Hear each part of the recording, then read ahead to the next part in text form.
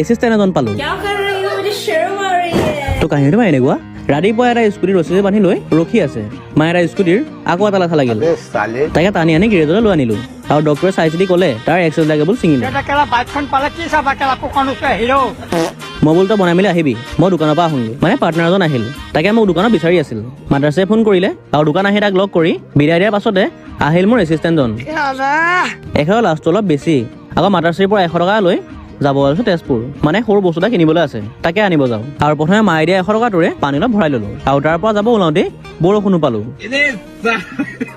মানে বতৰৰ কথানো কি ক'ম, সকলোৱে গম পায়েই ঘণ্টাই ঘণ্টাই চেঞ্জ হৈ থাকে, কিন্তু আমিও কম নহয়।